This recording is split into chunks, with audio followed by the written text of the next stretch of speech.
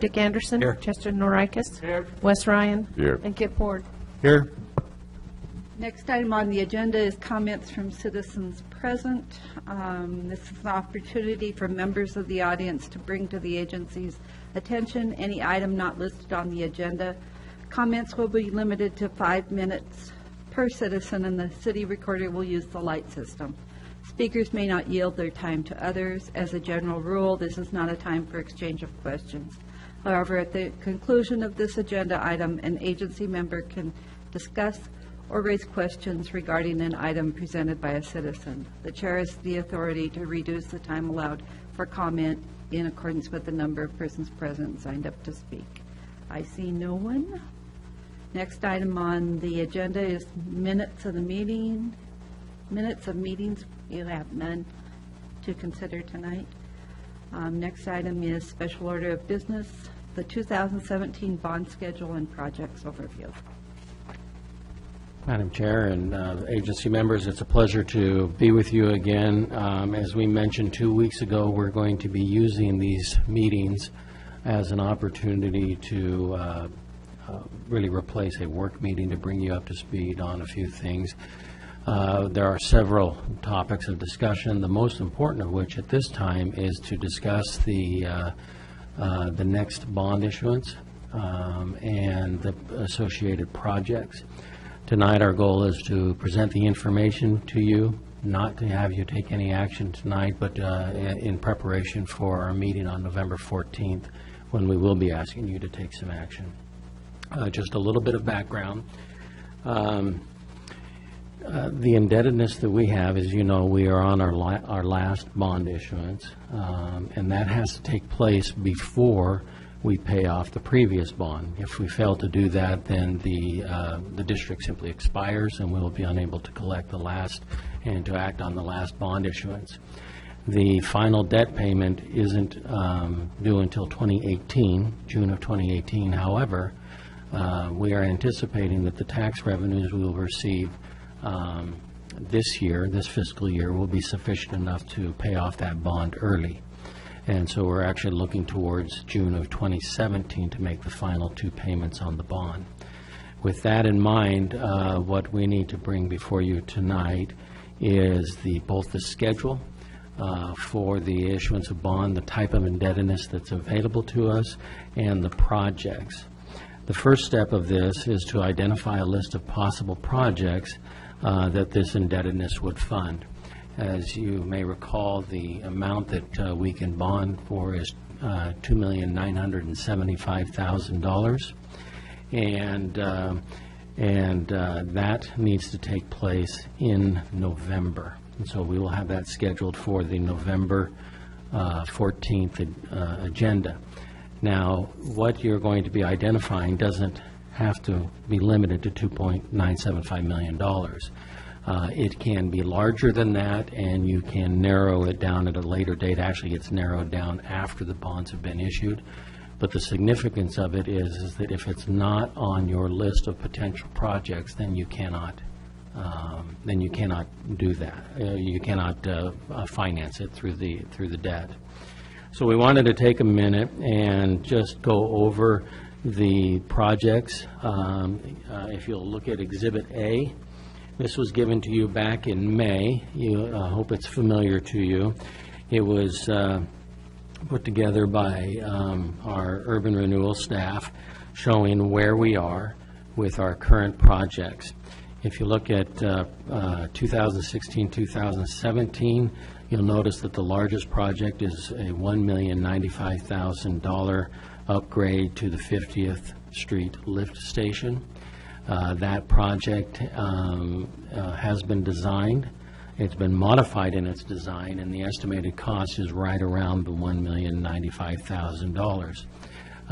We are waiting on DEQ to give us our final blessing and okay, and then we will be prepared to go forward with that project, bring back the contract to you, and bid it out. In fiscal year 2017-18, you'll notice at the top the bond proceeds is the $2,975,000, And the most significant project that's listed in there is $2 million for the undergrounding of the electric wires in front of D Riverway Park, yes. That project has not been set in stone.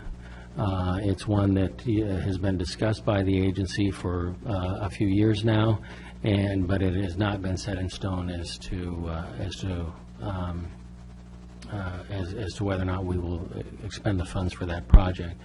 Now, I'm going to turn the time over to Allison, and she's going to talk more about Exhibit B, which is the other possible projects that can be used. And I'll just remind you again that if on the 14th, when you are selecting a list of projects, it doesn't have to equal $2.975 million. It can be more, but if they're left off, then they cannot be, we cannot use the proceeds to spend those. Okay. Madam Chair, Mr. Bryan? I have a question then. If it doesn't have to be limited to 2.9 whatever, what is the top limit? As far as I understand, there is not a top limit. It's eventually you have to narrow those down after the bond has been issued to what you're going to spend it on, to the 2.9. Okay, I thought that we only had a certain capability of funds available to bond out for with this, with urban renewal. You do. You have a limit. Now, let me explain just a little bit. In as much as we're in an election year, Right. and the final decision won't be made until the next urban renewal agency board is in place, the decisions that you will make this next month are important.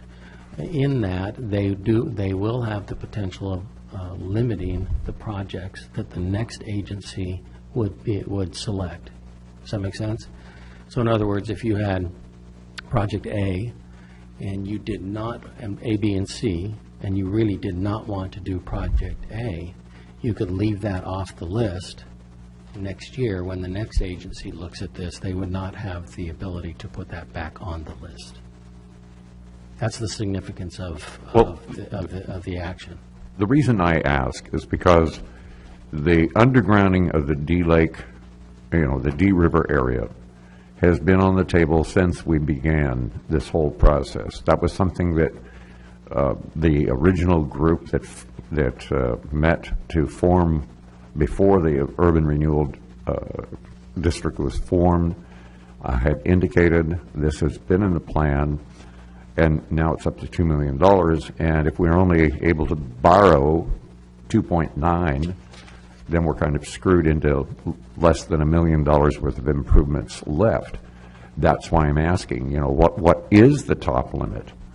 I mean, I was under the understanding that there was a top limit that we could spend because we have spent all of the...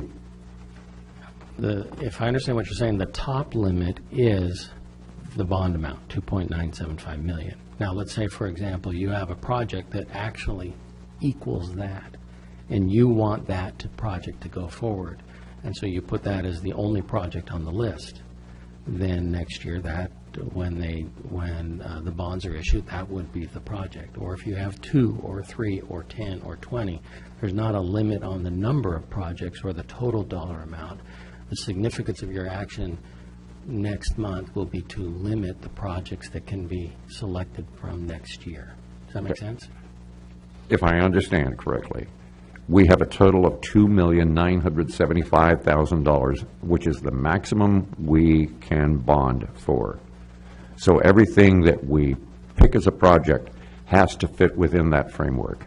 Is that correct? Not tonight, or not this, not in Well, next month when it's but before I mean, you. ultimately, But ultimately, yes. that's what I wanted to know. Yes, that's correct. Mr. Mayor. Dick, I think you're... Mr. Weiss? Oh, I'm sorry. I think Dick beat me to the punch there.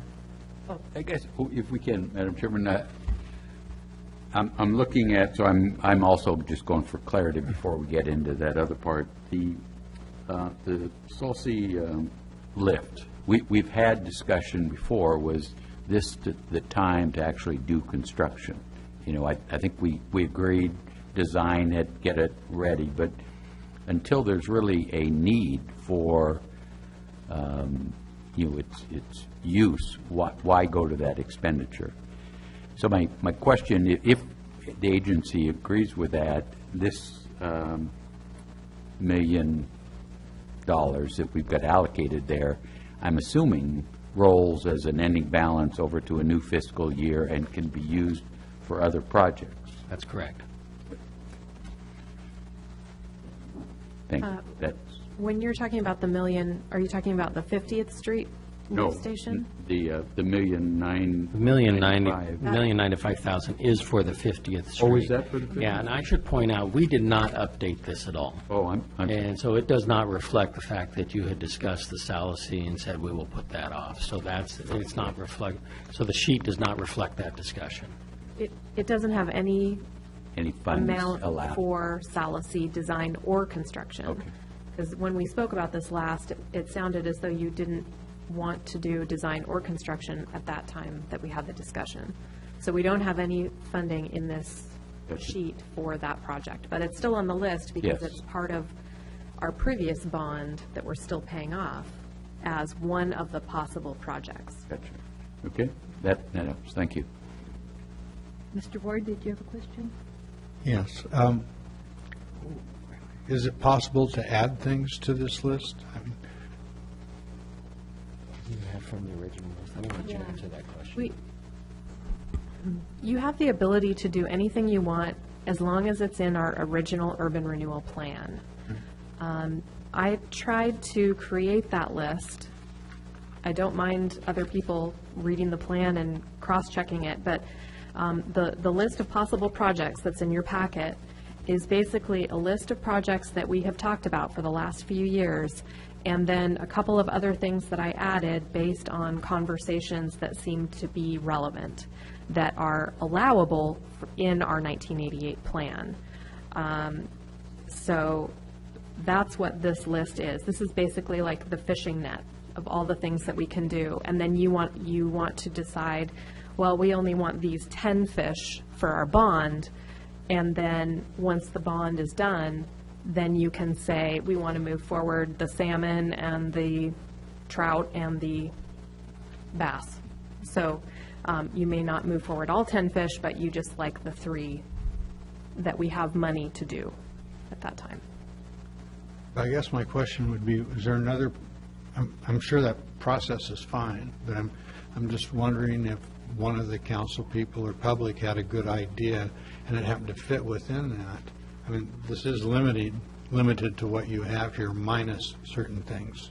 What I would suggest that you do on that case is that if there's an idea, let us know. We can go back and check that against the original plan and see if it fits within it. Without knowing a specific one, I can't really answer that unless you, I don't have one. yeah, if there is one that comes up over the next couple of weeks, let us know, and we will check it against the plan to see if it I just works. hate for somebody to have a good idea and then it's excluded.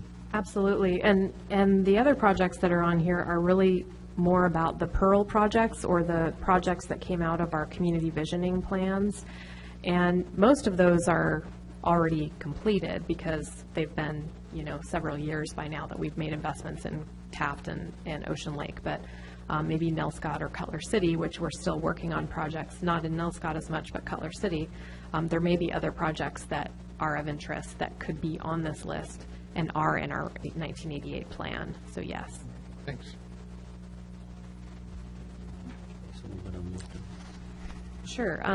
So I don't have anything prepared specifically for each of the projects that are on this list of possible projects, but I'm happy to answer any questions if there were any that kind of popped out in your mind. I also grouped them. The first chunk of that list is capital projects. The other ones are more kind of partnerships, either with Public Works or with private sector or basically more like public-private partnership projects with either public or private property owners. And some of them are pretty broad. Like if you look on the bottom of page 1 under partnership projects, you'll see a line for Public Works project funding. And many of our projects that we do are partnering with Public Works, where they either do the design in-house or they do the whole project and we just write a check, or we really sit down and go over what we're trying to get as an outcome of the project and what they're trying to get as well. So there are lots of different types of those projects, and I didn't specify any because we haven't had that conversation with them. So far, we're working off of our project list that we did with our last bond, which included, you know, the Whittler pump station upgrade and 50th Street and things like that. So if there are additional projects that you want to talk with them about funding, that's just an example of a pretty broad line item of a possible project. Then there are others that are more specific, like under capital projects, Highway 101, the South 19th to 23rd Street sidewalks, which would complete the gap from the recently completed ODOT Highway Improvement Project through Nelscott up to where we have some sidewalk section already. So it's a good discussion, and it's not an easy decision. We recognize that. So whatever information that you find might be helpful in making a decision, we're happy to bring you more information on those. Are there any questions on these in particular? Mr. Enriquez? Allison, on the list, we've got capital projects, and do they end at the kids' park, or do they end at the business gap analysis, which is in the second column at the top? They end at the kids' park, and then the economic development section starts with property development and continues on the second column with housing and toolbox options, yes. And then we got planning studies, and then we got partnership projects. Huh? And do the partnership projects continue through Auto Museum, or is that part of the attractors? That's part of attractors, yeah. And the Eagles parking lot is part of Partnership projects. partnership also? Okay. Thank you. Yes. Your questions? One Mr. Ward? Allison, what determines whether something is a public works project and what's an urban renewal project? Do you mean the difference between the capital projects or just public works in general? Just what determines why that should be in urban renewal rather in public works? How does that determination made? Well, part of what is helpful with urban renewal is that it's really a form of financing for a city to get projects accomplished that it wouldn't normally be able to afford. And since 1988, when we started, we have been primarily a public works urban renewal plan with a heavy eye and investment on improving the public infrastructure of the city. So the plan doesn't specify what percentage of our total expenditures should be purely to help offset those expenses and not. But what we have done is do these community visioning processes to really get feedback from the stakeholders, our taxpayers and visitors, about what they want to see, and then also the city being a huge stakeholder, weigh that together in order to come out with the list of projects, which is why, in my view, the community vision plan is very important to help narrow down the list of possible projects that we all envisioned in 1988. So again, you know, with this bond, we're asking you to kind of figure out what you might want to do, not necessarily choose exactly those things today, but just create the kind of bookends on the realm of we want to do A through E, so to speak. So from the 1988 plan, when we do an urban renewal plan, we want to make it kind of ambitious because we don't want to end up with funding and no determination of the possible projects. That would not be very helpful for the public dollar. We want to make sure that the public is very clear about these are the projects that we will attempt to do given the money that we have. And then if we run out of money, that's better than if we were to run out of projects. There are two key determining factors on whether or not a project goes through under Urban Renewal Agency or under the city. The first are the boundaries of the Urban Renewal District itself. The Urban Renewal District cannot spend out for projects that are outside of its boundaries. If there's a project that we want to go forward with that's outside of the boundaries, then that has to be a city project and not an urban renewal project. The second is the original list of the projects. If, again, as we discussed, if it's on that list, then you can go forward with it as an urban renewal project. If it's not, that you would not be able to. It would have to be a city project. Thanks, Ron. Other questions?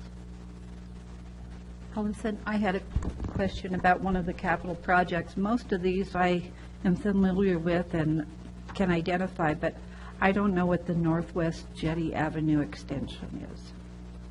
This is a project that we talked about years ago. We did one section of extending Jetty Avenue, which is basically the block north of 15th Street. So we did a big street improvement project to Northwest 15th. I think it was in 2012, maybe it was 11. And before we did that street improvement, we purchased some property and connected 14th Street to 15th Street to create another parallel route to 101.